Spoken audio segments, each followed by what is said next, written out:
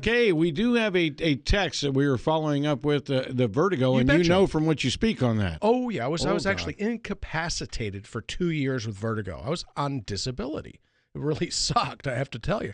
But in any event, so when you end up with a vertigo like this, the likelihood of it coming from just your typical sinusitis is very, very small. On the other hand, if it's mastoid sinusitis, it can come and it can go. The problem with the mastoids, is that they don't drain particularly well.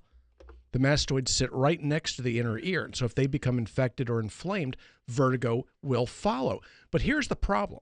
That when you give people antibiotics without properly draining these sinuses, it can lead to a fungal infection.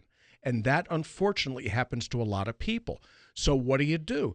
For starters, you have to use medications that will induce liquefaction, really, of the secretions. And my favorite one, as you've heard many, many times in the past, is N-acetylcysteine, or NAC, which used to be a prescription item. It's now and has been over the counter for many years.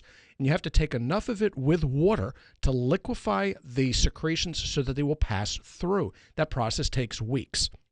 Second thing you can take with it, if it's, let's say, refractory, let's say it's more difficult or resistant, you add dextromethorphan to it.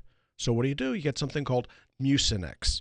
Mucinex is wonderful. It's guaifenesin. If you get the one with a little dextromethorphan, it may help you with that cough that sometimes goes with it.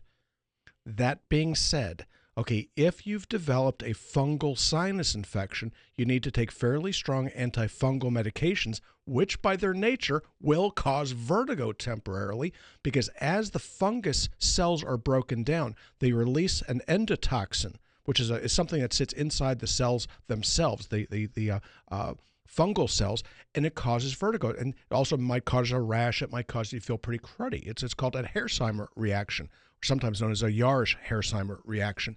And that's typical. When it happens, it means you're taking the right antibiotic, actually. But that's what you need to look for. But before you do anything goofy, NAC with guaifenesin.